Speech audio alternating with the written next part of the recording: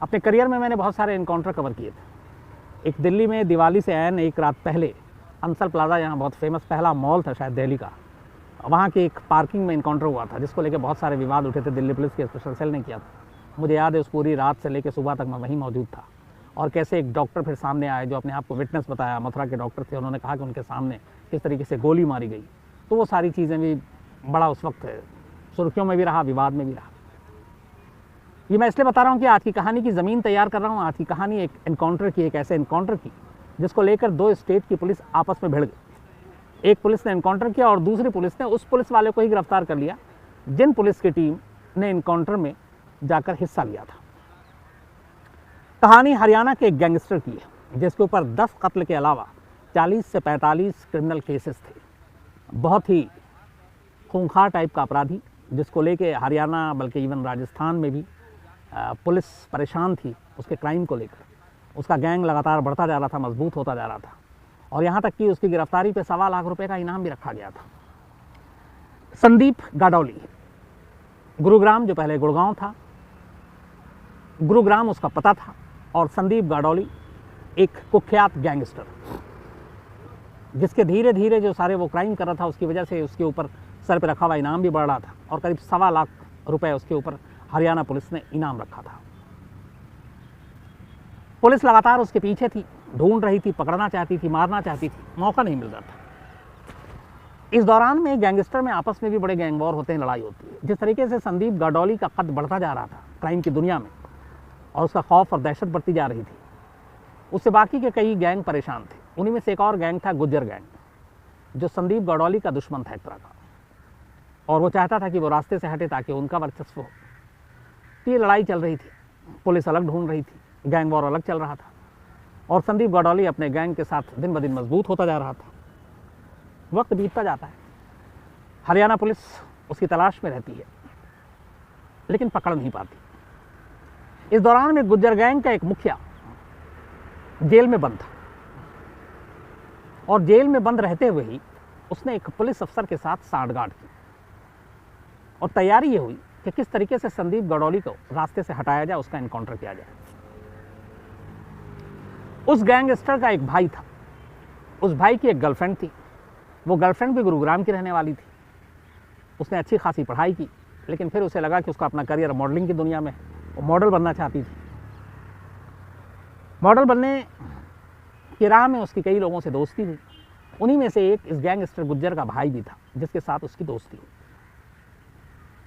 अब जेल में बंद गुज्जर संदीप को रास्ते से हटाने की प्लानिंग कर रहा है।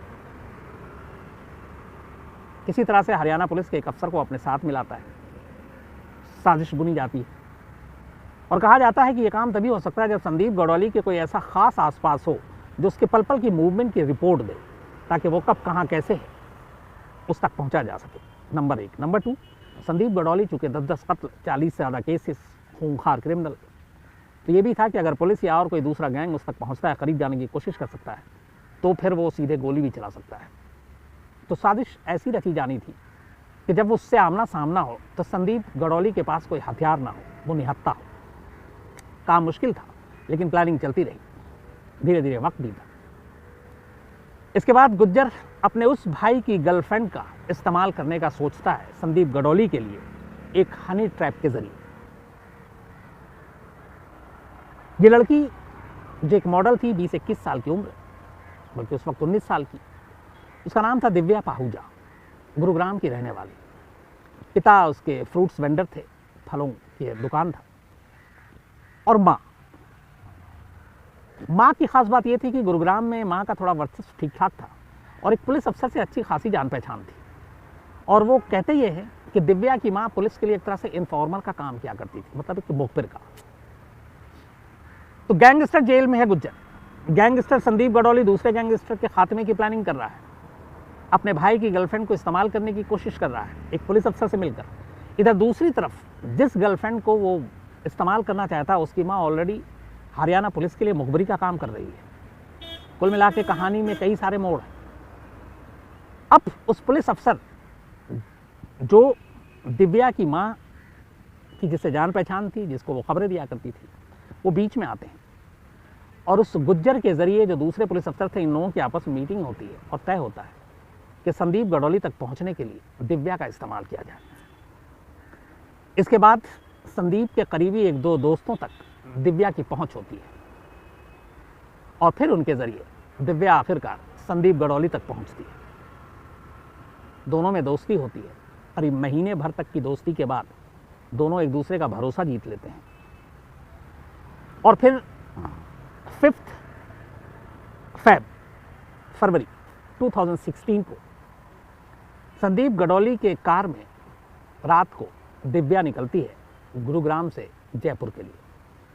दोनों जयपुर जाते हैं, फिर जयपुर से ही दोनों रास्ते में वहाँ पे रुकते हैं। उसके बाद गुजरात पहुँचते हैं।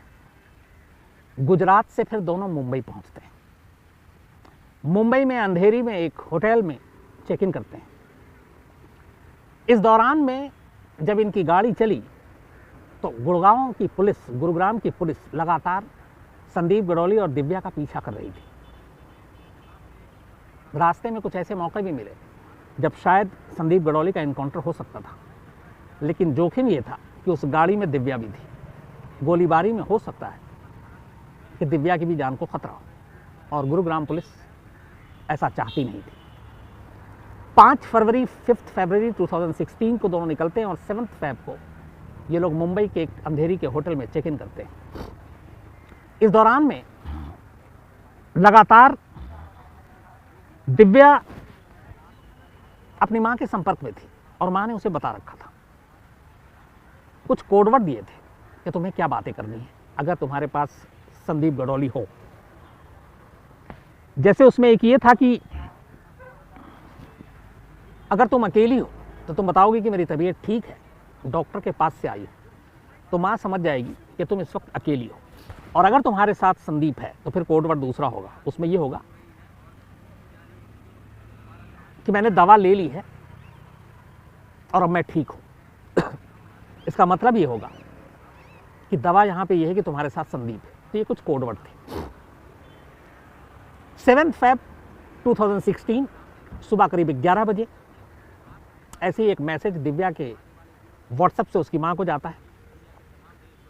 गुरुग्राम की पुलिस जो लगातार 2 दिन से पीछे थी, इस मैसेज के बाद उस होटल में जो अंधेरी में था, सुबह 11 बजे room number 526 airport metro hotel Andheri में रूम नॉक करते हैं।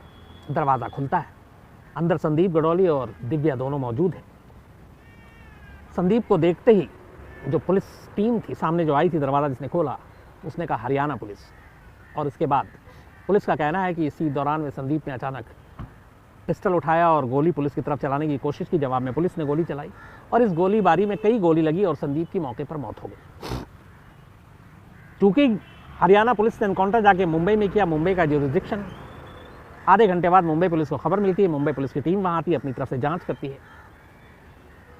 इधर हरियाणा में और गुरुग्राम में संदीप गडोली की मौत की खबर आती है एनकाउंटर में कि गुड़गांव पुलिस ने एनकाउंटर किया। बड़ी खुशी होती है पुलिस में भी, लोगों में भी। पुलिस कमिश्नर और बाकी लोगों को बधाइयाँ मिलनी शुरू हो जाती है। 7 तारीख की बात है, 7 फरवरी की, कि चलो एक इतने बड़े क्रिमिनल गैंगस्टर का खात्मा हो गया। मिठाइयाँ लड्डुआँ बटी। 24 घंटे के अंदर यह खुशी काफूर हो जाती है, इसलिए कि 24 घंटे के बाद मुंबई पुलिस जो अपनी जांच करती है और जो चीज़ें सामने आती है, कहानी पलट जाती है। मुंबई पुलिस ने होटल का सीसीटीवी फुटेज इत्तेफाक से जो उस कमरे तक था, दिव्या जो इकलौती विटनेस थी उस कमरे में जिसमें संदीप का इनकाउंटर हुआ था, मोबाइल के व्हाट्सएप चैट, ये सारी चीज़ें लेती है। और इस दौरान में संदीप गडोली के परिवार को जब गुरुग्राम में उसके एनकाउंटर की खबर मिलती है, वो भी हरियाणा पुलिस पर उसके कत्ल का इल्ज़ाम लगा देते हैं। तो उसी इल्ज़ाम और ये सारी चीज़ों को देखते हुए मुंबई पुलिस जांच करती है और जांच के बाद होता ये है कि एनकाउंटर में शामिल 4 पुलिस वाले जो गुरुग्राम से मुंबई पहुंचे थे, उनमें एक सब इंस्पेक्टर, बाकी कांस्टेबल, उन चारों को मुंबई पुलिस एक एक कर गिरफ्तार कर लेती है। और गिरफ्तारी भी किस जुर्म में? एक कत्ल के जुर्म में। मुंबई पुलिस इसके बाद अपनी कहानी लेकर आती है कि संदीप गडोली एनकाउंटर में नहीं मारा गया, बल्कि पुलिस ने उसका कत्ल किया है। इसके पीछे जो उनकी दलील और सबूत और तर्क थे वो ये थे कि दिव्या को एक हनी ट्रैप के तौर पर इस्तेमाल किया उसकी मां ने, और इसमें शामिल थे हरियाणा पुलिस के लोग, और उन्होंने ही इस ट्रैप में इस्तेमाल कर, चूँकि वो यहाँ से जब निकले और गुजरात होते हुए मुंबई पहुँचे, तो दिव्या ने ये कहा कि तुम्हारे पास हथियार और ये सब चीज़ें नहीं होनी चाहिए वरना रिस्की है, तो वो बिना हथियार के था, और हरियाणा पुलिस यही चाहती थी कि वो बिना हथियार के हो जब वो उसके पास पहुँचे, और वही हुआ। क्योंकि बाद में दिव्या ने फिर पुलिस को बयान दिया, मुंबई पुलिस को, उसने कहा कि हाँ, जब ये एनकाउंटर हुआ तब संदीप के पास कोई हथियार नहीं था, वो निहत्था था। सीसीटीवी फुटेज जब मुंबई पुलिस ने खंगाला तो देखा कि जब वो लोग गए तो वहाँ ऐसी कोई हलचल नहीं थी जो एनकाउंटर हुआ, और जो तस्वीरें सामने आई उससे साफ पता चला कि हरियाणा पुलिस ने निहत्थे पे गोली चलाई और फिर एक पिस्टल प्लांट किया उसी रूम में। वो पिस्टल संदीप का नहीं था बल्कि पुलिस ने रखा, हरियाणा पुलिस ने। 4 पुलिस वाले गिरफ्तार हुए, लेकिन इसके बाद जब और कहानी आगे बढ़ी तो पता चला कि इसमें दिव्या भी शामिल है और उसकी मां भी शामिल है। फिर इन दोनों को भी गिरफ्तार कर लिया गया। तो अब 6 लोग गिरफ्तार हो गए। 6 के 6 की जांच शुरू हुई, लेकिन जब दिव्या से पुलिस ने पूछताछ की बयान लिया तो दिव्या ने दूसरा बयान दिया। उसने कहा कि 2016 में जनवरी में 2 उसके जो कॉमन फ्रेंड थे उसके ज़रिए उसने एक शख्स से मिलाया और कहा कि इसका नाम ऋषभ है, और मैं ऋषभ के नाम से उसे जानती थी। फिर हमारी दोस्ती हो गई, और ऋषभ के कहने पे ही मैं पहले जयपुर गई, फिर गुजरात होते हुए मुंबई आई, और उसके बाद उसके साथ होटल में थी। जब अचानक दरवाज़ा किसी ने नॉक किया, दरवाज़ा खोला तो सामने खड़े 4 लोगों ने कहा हरियाणा पुलिस, और उसके बाद अचानक उन्होंने गोली चला दी। बाद में मुझे पता चला कि ये ऋषभ कोई और नहीं, गुरुग्राम का बहुत ही most wanted criminal Sandeep Gadoli है। मैं इसको एज ए गैंगस्टर या क्रिमिनल नहीं जानती थी, मैं इसको एक ऋषभ, एक सीधे साधे लड़के के रूप में जानती थी। ये उसने अपना बयान दिया। मुंबई पुलिस का ये था कि ये सबसे अहम गवाह है, क्योंकि उस कमरे में, जिस कमरे में इनकाउंटर हुआ, वहाँ पे ये मौजूद थी और सब कुछ जानती थी। इसके बाद मुंबई पुलिस ने दिव्या का पूरा स्टेटमेंट लिया। दिव्या ने अपने स्टेटमेंट में एक बड़ी ख़ास बात कही। उसने कहा जब इनकाउंटर हुआ तब संदीप निहत्था था, उसके पास हथियार नहीं था, और ये चीज़ें हरियाणा पुलिस के खिलाफ चली गई। 1.5 साल तक 4 पुलिस वालों को ज़मानत तक नहीं मिली। 1.5 साल बाद 2 पुलिस वालों को ज़मानत मिली, वो वापस गुरुग्राम आए और अपनी ड्यूटी उन्होंने फिर से करनी शुरू की। इस दौरान में बाकी 2 पुलिस वालों उनको ज़मानत नहीं मिली थी। उधर माँ और बेटी को भी जेल भेज दिया गया, दोनों जेल में रहीं। मामला वहाँ की निचली अदालत में है, और इस मामले में अभी सुनवाई, आखिरी फैसला आना बाकी है। लेकिन इस पूरे केस में जो पुलिस ने चार्जशीट दाखिल की है, मुंबई पुलिस ने, उस चार्जशीट की जो पूरी कहानी का निचोड़ है, जो ऑफिशियल है, अब जो कि कोर्ट में है, वो यही है कि हरियाणा पुलिस ने एक गैंगस्टर का इनकाउंटर करने के लिए एक हनी ट्रैप का जाल बिछाया। उसके लिए एक महिला जो हरियाणा पुलिस के इन्फॉर्मर थी, उसकी बेटी का इस्तेमाल किया। अब यहाँ तक फिर भी ठीक है, लेकिन एक दूसरा गैंगस्टर जिसका नाम गुज्जर है, वो जेल में बंद था जब ये इनकाउंटर हुआ। उसको हटाना था संदीप गडोली को रास्ते से। उसने इस इनकाउंटर के लिए साजिश रची हरियाणा पुलिस के साथ मिलकर, और उसने हनी ट्रैप के लिए लड़की का जो इंतज़ाम करना था, आइडिया उसी ने दिया, दिव्या का, जिसकी माँ ऑलरेडी हरियाणा पुलिस की इन्फॉर्मर थी। तो यहाँ पे एक गैंगस्टर दूसरे गैंगस्टर को मारने के लिए पुलिस के साथ मिलता है। एक महिला जो पुलिस की इन्फॉर्मर है वो पुलिस के साथ मिलती है। एक महिला की बेटी उस गैंगस्टर के साथ जाती है और उसे निहत्था बुलाती है। तो इन सारी चीज़ों ने मिलाकर जो पूरी कहानी तैयार की इस एनकाउंटर की, उसमें हरियाणा पुलिस फंस गई। तो न सिर्फ पुलिस की टीम जिसने एनकाउंटर किया, न सिर्फ वो महिला जिसने हरियाणा पुलिस की मुखबिरी की, न सिर्फ वो लड़की जो हनी ट्रैप के तौर पर इस्तेमाल हुई, ये सभी गिरफ्तार हुए। इसके बाद गुज्जर उस वक्त जेल में बंद था जब ये कत्ल हुआ। बाद में 2019 में उसे जेल से रिहाई मिली। भौंसी जेल गुरुग्राम के पास ही है। उसकी रिहाई की तारीख मुंबई पुलिस को मालूम थी। मुंबई पुलिस की टीम पहुंचती है और जैसे ही वो जेल से बाहर आता उसे गिरफ्तार कर देती है, क्योंकि साजिश रचने में उसका एक बहुत बड़ा रोल था। तो इस तरीके से वो भी गिरफ्तार हो गया। मामला फ़िलहाल कोर्ट में है। अदालत का फैसला आना बाकी है कि हरियाणा पुलिस के वो 4 लोग जिन्होंने मुंबई में जाकर एक होटल के अंदर इनकाउंटर किया, उसे इनकाउंटर की नज़र से देखा जाए या कत्ल की नज़र से। अगर कत्ल की नज़र से फैसला आया तो 302, इसमें सज़ा बड़ी होगी।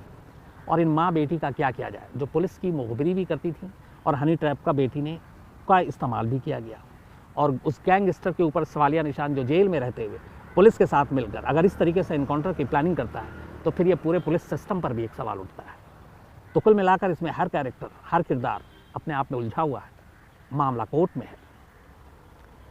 हालांकि इसमें एक चीज़ और भी थी कि जब माँ बेटी वहाँ से आई, इनकी गिरफ्तारी बाद में हुई, तो करीब 2 महीने तक पुलिस ढूंढती रही दिव्या और उसकी माँ को, लेकिन वो मिली नहीं, गुरुग्राम के अपने घर में नहीं थी।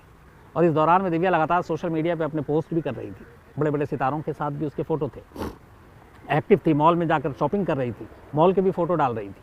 2 महीने बाद मुंबई पुलिस की टीम अचानक गुरुग्राम में, जहाँ वो अभी तक माँ बेटी आती नहीं थी, एक दोनों पहुँच गई और उनके 1 घंटे के अंदर अंदर मुंबई पुलिस भी उस घर में पहुँच गई और दोनों को लेकर मुंबई चली गई।